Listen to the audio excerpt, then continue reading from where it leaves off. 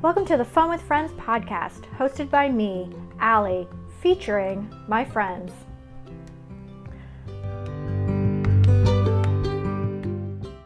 What is up, everyone? Welcome to the Fun with Friends podcast, quarantine episode 1. I'm your host, Allie. I hope everyone is hanging in there, staying safe and staying healthy.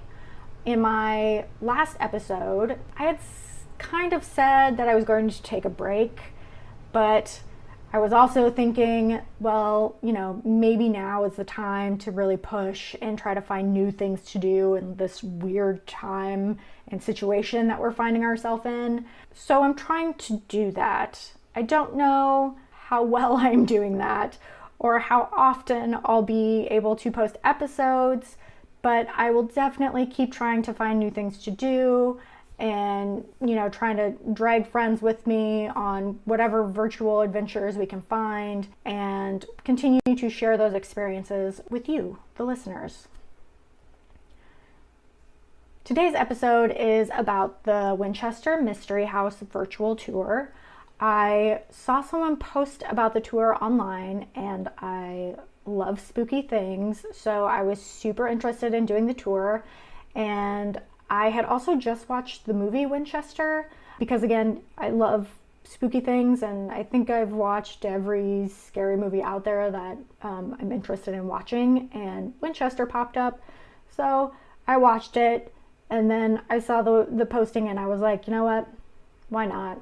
Let's do this virtual tour of the Winchester house and, try to drag some other folks along with me to do it as well. And that being said, I did have two lovely ladies that sent me in their thoughts on the Winchester house virtual tour. Very excited that both of them sent me in their thoughts on the tour.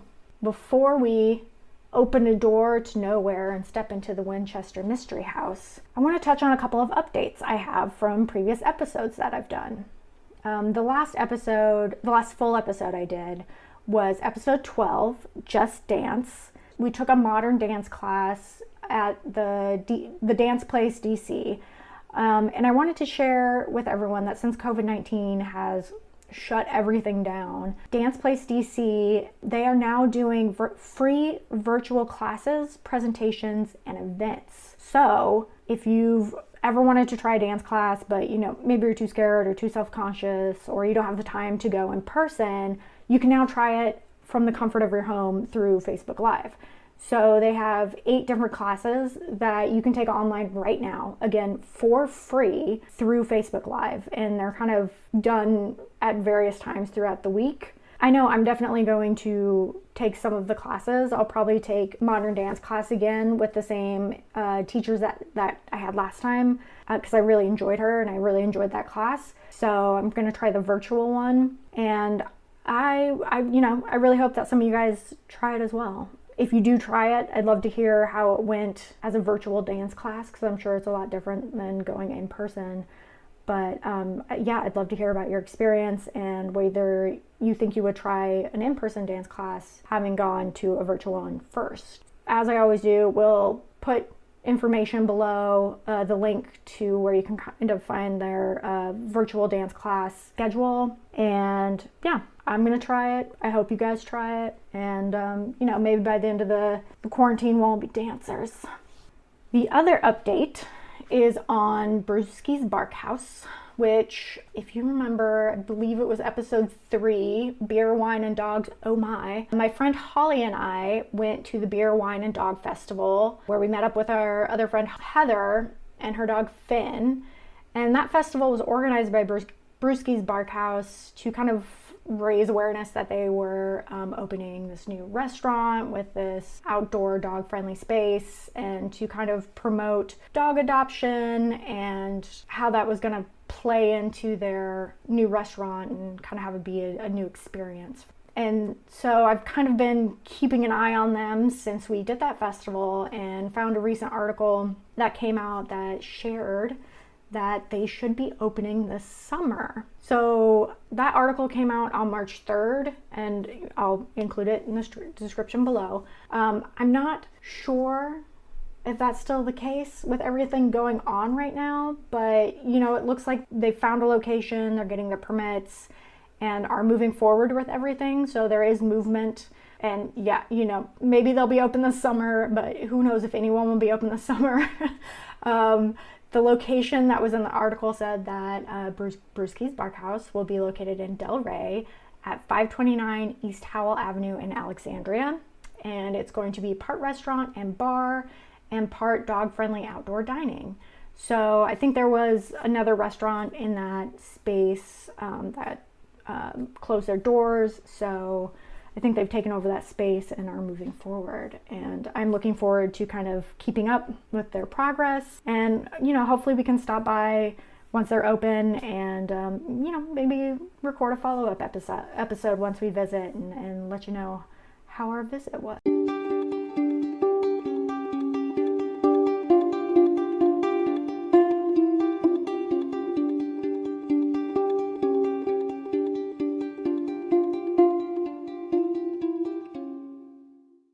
If you're like me and you're just getting started with podcasting, it can be scary and overwhelming. That's why Anchor is such a great choice. It's one of the easiest ways to make a podcast, and best of all, it's free. It also has great creation tools that allow you to record and edit your podcast right from your phone or your computer. Another great feature of Anchor is that they'll distribute your podcast for you. Your listeners will be able to access your podcast on Spotify, Apple Podcast, and many others. You can also make money from your podcast using Anchor, and that's with no minimum listenership. It's everything you need to make a podcast in one place, and it's easy to use.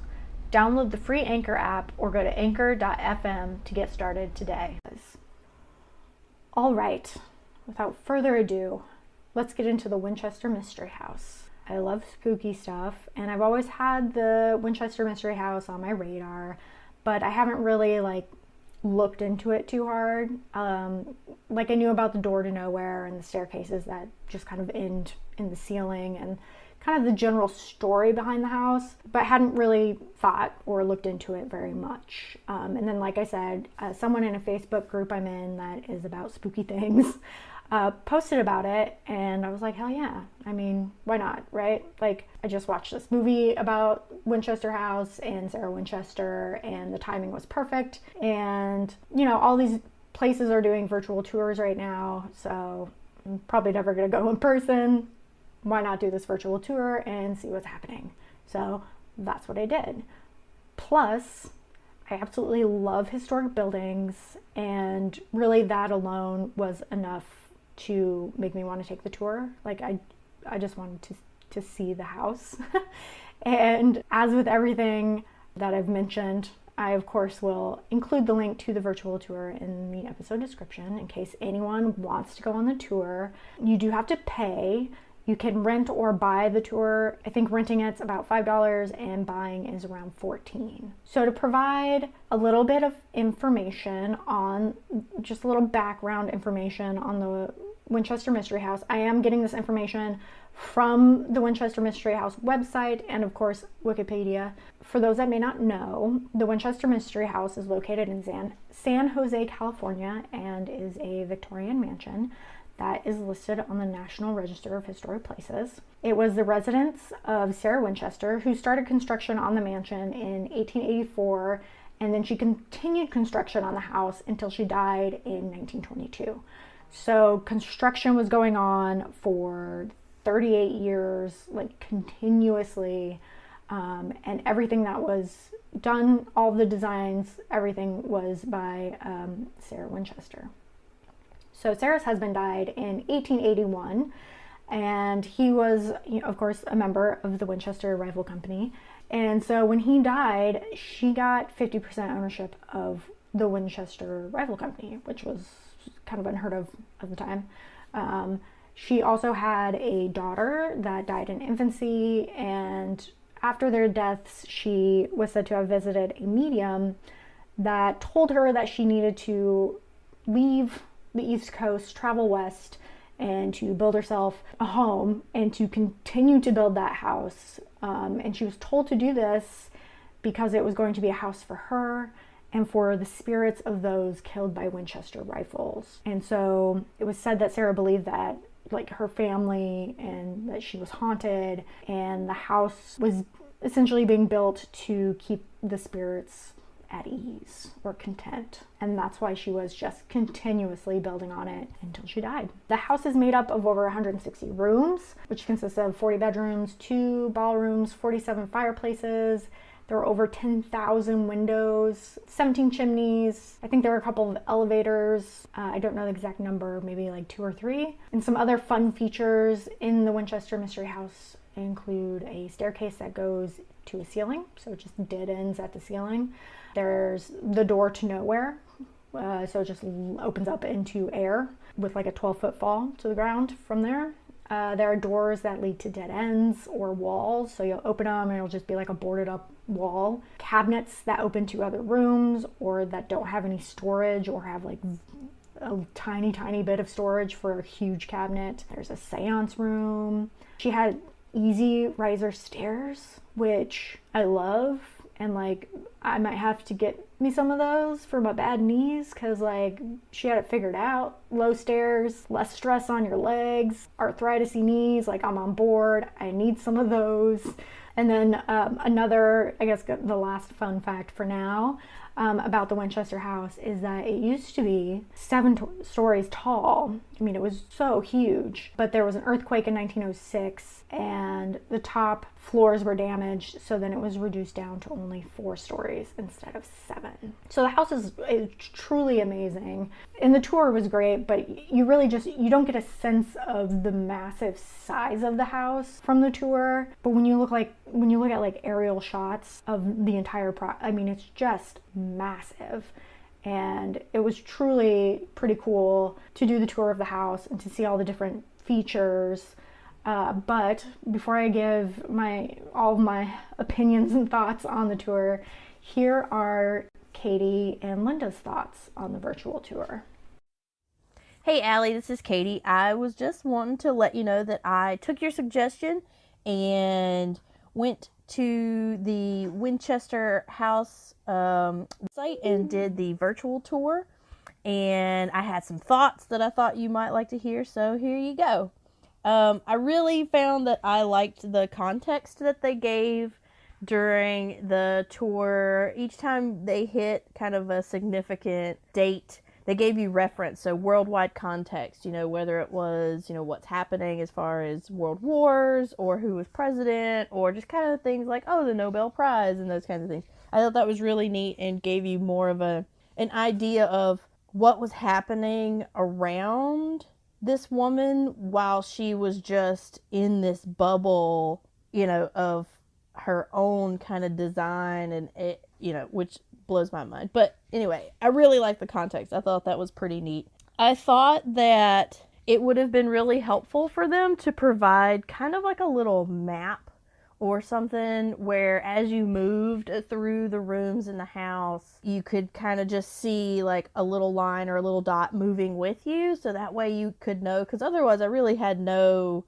context as far as where I was within the space. So that was kind of like, well, as a map person, I'd like to know where I'm at. Like, that would have been cool for me, I think, and maybe, other people. I don't know. That's just a me thing. But I thought overall I enjoyed the tour and the video. The guy that did the narration, his voice was not annoying or anything, so that's always a good thing. I just thought it was interesting. They showed a lot of really cool things, and so some of the things that I thought kind of just really stood out to just me. The Lynn Cresta wall covering stuff, I don't know why I find that so intriguing. I mean, I really like texture and, just kind of whimsical design, and the way that they manufactured that and then the way that she used it in the spaces just really interested me. Like, I think I may have seen some of that in other historic residences that I've been in for my job.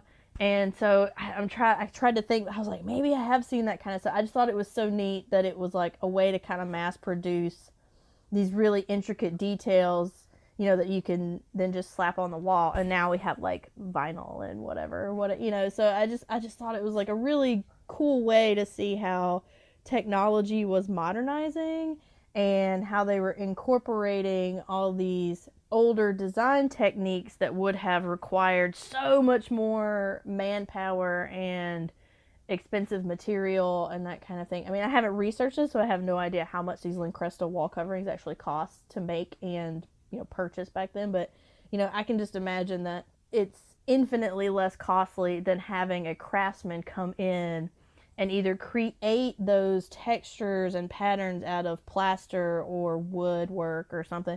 It really kind of struck me as like, oh, hey, this is you can see where the industrialization manufacturing is coming in and just changing the way things are being done. So I thought that was pretty neat. The gardening room, one of the gardening rooms that it showed where you could remove the tile, like the floor covering, and then there was the metal so you could just water plants inside. You didn't have to worry about getting water everywhere. That to me, I was like, oh man, I totally need this.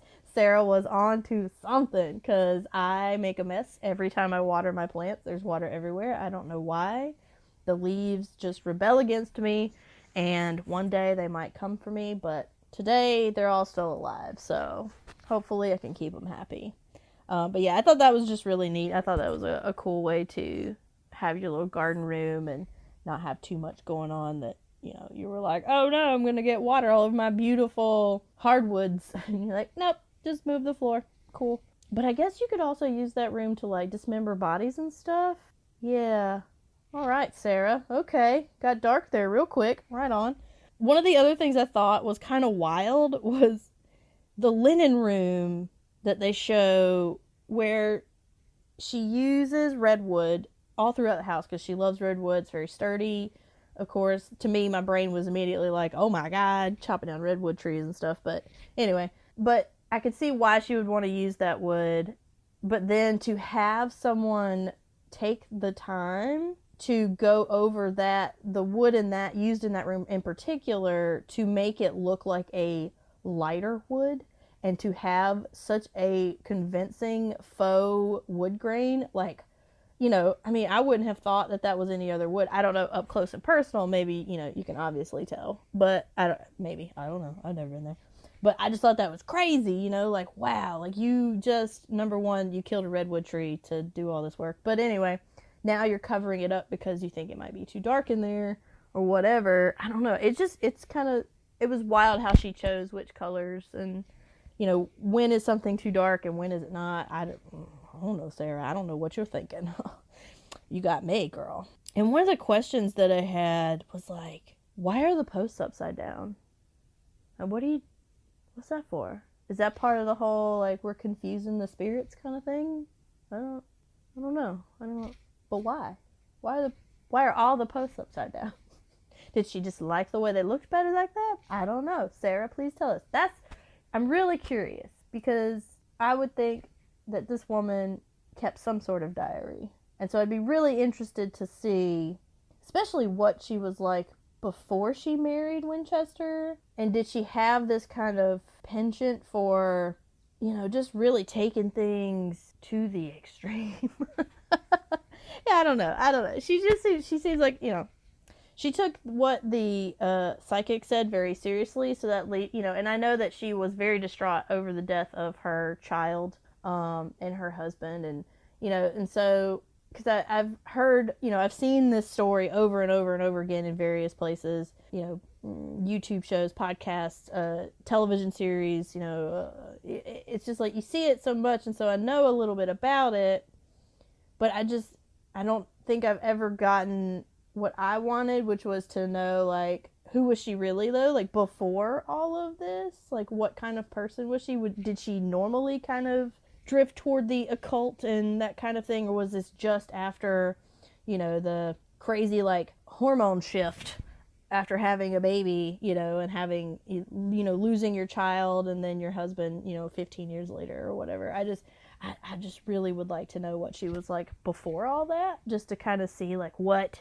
leads her to really and just digging deep into this, because this is a lot. Like, this, I mean, you're constantly, and she was also fighting, like, the company was always trying to oust her because they were like, well, she's crazy, and they're like, no, she's obviously not crazy. Like, people would talk to her and be like, no, she's completely sane, she's just doing wackadoodle stuff.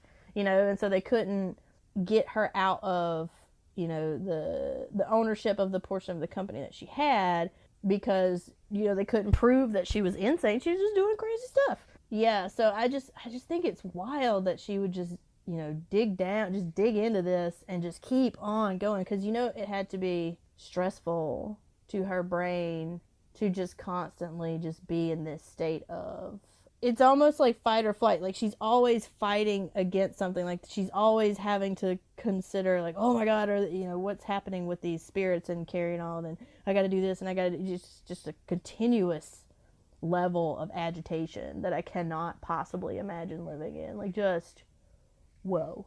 But yeah, that was pretty much my thoughts on the whole thing. I enjoyed it. I thought that I don't know if I will ever make it out to California to see the house in person. And I thought I actually purchased it because you can rent for, I believe, like $5 or $6, or you can purchase the tour for $14. I'll probably share it, maybe with my nephews or something right now since we're all quarantined and they're kind of busy. They probably won't like it, but whatever. Aunt Kate can do what she wants to. But yeah, so I went ahead and purchased it. I felt like, as someone who will probably not get the opportunity to go out to the Winchester house and actually see it in person, I thought it was worth my money, and I am happy to contribute to the property and its preservation. And, I'm just really excited that you put that out there for us to see and to give us something to do. And, I really appreciate you being able to share those kinds of things with us that you like so that we can check them out and then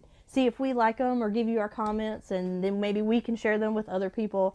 So yeah, I really appreciate you doing that for us, Allie. And that's me on the Winchester house, and I hope that I can catch you later. All right. Bye, dear. Hi, it's Linda Castro from Cage's Kiss, as well as Bedknobs and Broomflicks, and I just watched the Winchester Mystery House virtual tour with my husband, and we thought that the host or narrator and the video were quite charming and educational, but also very hokey.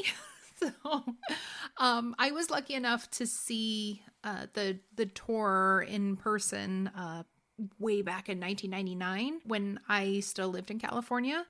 And I remember being upset because I went for the spoopy stuff. And one of the first things that our tour guide told us was that the History Channel just had a special on the house, and they talked about the ghost, but she could assure us that there were no ghosts and there was no haunting going on there. And I remember thinking, like, it's a good thing I already gave you my money, because I wanted to turn around and leave right then.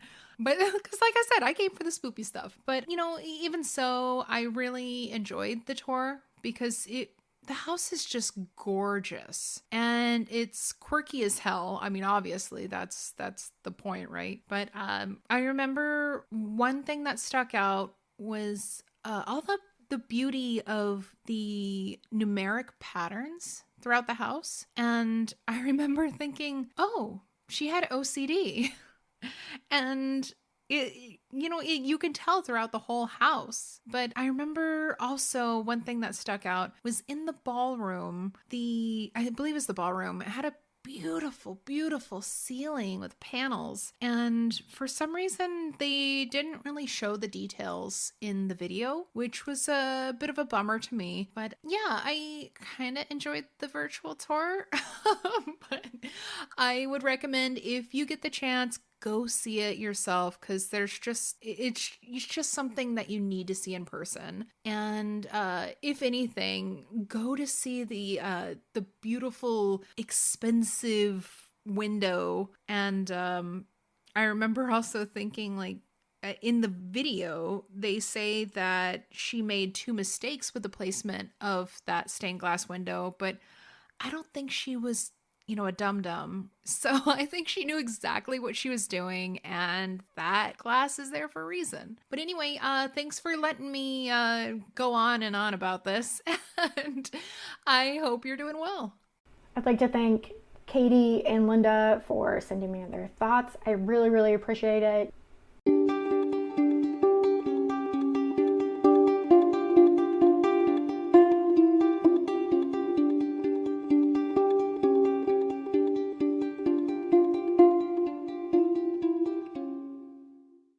So, like I said, I'm a sucker for historic houses. So I was really excited to see all the different architectural features of the house, and I was definitely not disappointed. I think my favorite thing was all the spiderweb patterns that are found throughout the house, especially in the glass. Like there's a Tiffany stained glass spiderweb window, which was absolutely gorgeous, and it had different colored like stones, 13 stones I think. And I mean, I would totally have one of those in my house right now. Like, I just loved it. I also really love that the number 13 shows up everywhere. So you have 13 baths, 13 stairs on some of the staircases, 13 windows in certain rooms, 13 drain holes in the sinks. Like, I love it. I am on board with it. I also just really like the door to nowhere and the staircase that leads to the ceiling. I think those are probably like the two most popular features, but I don't know, they're so unusual and just kind of creepy because they are so strange. Like, you don't know truly why they were done that way or what the thinking behind it was, or if there was like thinking and planning behind it, which I'm sure it was, because it sounded like she literally planned out every inch of that house. So I'm sure there was a reason for it, which is something that Linda points out as well. As like, it all seems like, a little bonkers when you look at it and everything that's in there, but to us it might not make sense, but to Sarah I think it made perfect sense for whatever was going on in her life. So I like those types of things just because they're strange, but I also find them intriguing because I want to know what the psychology or the thought process was behind them. So I really enjoy those. Like Katie, I really like the garden and plant rooms. I would love to have a plant room like that. I also, and again, like Katie, I really liked the little facts that they gave you as you move through history. So you kind of have an idea of like what else is going on in the world. While, Sarah Winchester was kind of in a world she like literally of her own making. So you kind of have this house that is almost in its own kind of vortex, or like time is frozen in this space that she's built, but like around her all of these things are happening throughout history. So I kind of liked that they share those little history facts, so you have an idea of everything that's happening around this kind of closed off space. So I really liked that. Other rooms and parts of the tour that I really enjoyed, all the original floors. I'm here for it. Like, I love me some original floors, and the floors in that house are freaking amazing. I especially like the parlor room floor, which was made up of all the different types of wood and had the like continuous diamond pattern. That was gorgeous. The fireplaces, yeah, beautiful. I think my favorite rooms were the South Conservatory room, because it was all windows, including a window in the floor, which is amazing. I loved like natural light and could just see myself like chilling in that room all the time. It was so beautiful. I also really enjoyed the Daisy bedroom, which I think is the room that she died in, but another beautiful room, and the stained glass windows, just to die for. Like, I feel like almost every stained glass window in that home is probably just amazing. And I know we didn't see all of them in the tour, but I would probably go in person just for the windows because I enjoyed them so much. And, speaking of windows, you can't overlook the most expensive window that was like stained glass with crystals, and like, yeah, holy shit, yes please, like absolutely stunning. It looked like, unicorn vomit. It was beautiful. I can't even imagine what it would look like if the sunlight actually ever did hit it. Just give me the windows. That's what I want. I might have a problem with windows. I'm finding through this as I look over my notes. Yeah, it's I like windows. That is the revelation that I've come to from watching that tour.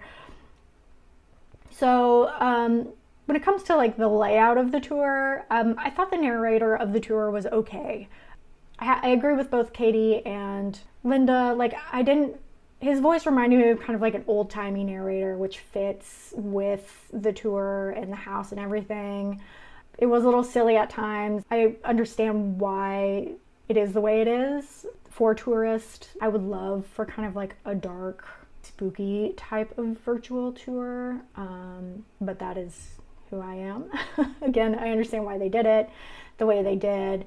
I did think, but like, I liked his tone, and I liked his voice wasn't annoying or anything like that. And I also thought the tour moved well. It didn't drag on. I was a little worried about it kind of dragging and being slow, because it is a virtual tour of a house. So, you never know how that's going to go. And the tour is just over 40 minutes long, I think. And I feel like that was a good amount of time to give you kind of a glimpse of everything, and an overview. I honestly think you could probably you could get lost in that house for hours probably and still not see everything. So I think they did really well for the tour only being 40 minutes. I have to agree with Katie about the map. It would be really cool to have a map kind of in a corner or something that shows where you are in the house, because I literally have no idea what the layout of the house is. So I had no idea where I was, and I enjoy maps as well. So that would have been cool. Or even doing like a 3D virtual tour where you can see the floor plan of the house, like each floor of the house, and then just kind of click through the different rooms and get a full like 360-degree 3D view of the room. I think that would be really neat. But yeah, I would have been on board for more creepy facts, but again, that's not for everyone. That's kind of, you have to appeal to the kind of the larger tourist group. But yeah, overall, I would say everyone should take Linda's advice and try to see it in person. I'm sure it's amazing in person. I would love to do like a haunted night tour of the entire property, or just like stay the night there. That'd be pretty freaking sweet.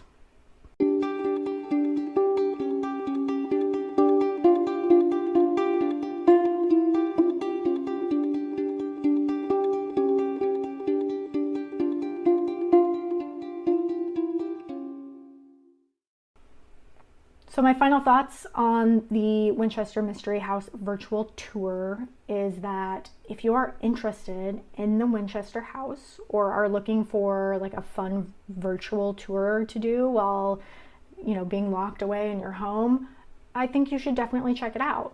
I feel like it was worth the money that I paid for it, which I just rented it. So, instead of like renting a movie on Amazon or something, I, did this instead. And I honestly really enjoyed it. I enjoyed seeing all the rooms and learning more about the construction and the history of the house and where the materials come from and how they put the house together. There's a room where they didn't use any nails. Like, everything is just like glued and like put, it's like IKEA furniture, but on a different scale. It's pretty amazing. So overall, I give it an 8 out of 10. Would definitely recommend. Definitely think y'all should check it out. If you can't go in person, or don't think you ever will, or even if you have, check it out. Like, I definitely think it's worth it. Also, if you're interested in like TV shows or movies that feature the Winchester house, you can check out obviously the movie Winchester. Yes. Some of it was actually filmed on location, like interior and exterior, I believe. So I think that's pretty cool, because that was something I was wondering when I was watching it, was if they actually shot some of it in the house, and they did. Also, BuzzFeed Unsolved has done an episode on it. It's featured in American Horror Stories, their 100th episode, I believe. And it was also in an episode of Lore, and those are just a few. It has been in a lot of movies and, ghost/supernatural related TV shows like Ghost Adventures. So if you kind of want to see more of it outside of the tour and kind of get more of that creepy feel or vibe, you definitely have some options out there. Before I sign off, I want to say again, huge thank you to Katie and Linda for sending me their messages. And, I hope everyone is finding ways to keep themselves entertained. And if you need some recommendations, definitely think about trying the Winchester Mystery House tour. It's pretty cool.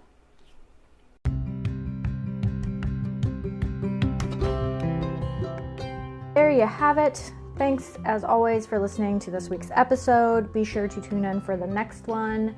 And if you are looking for some entertainment or you're bored, I highly recommend going back and listening to some of our previous episodes. You can follow the Fun with Friends podcast on Instagram at Fun with Friends Podcast. You can follow us on Twitter at FunFriendsPod1. We are also on Facebook. You can listen to the podcast on Anchor FM, Spotify, Apple Podcasts, and Google Podcasts. As always, please like, rate, and review, and be sure to tell your friends about the podcast and get the word out there about it. And as always, my friends, go out there, try something new, and have some fucking fun. Bye!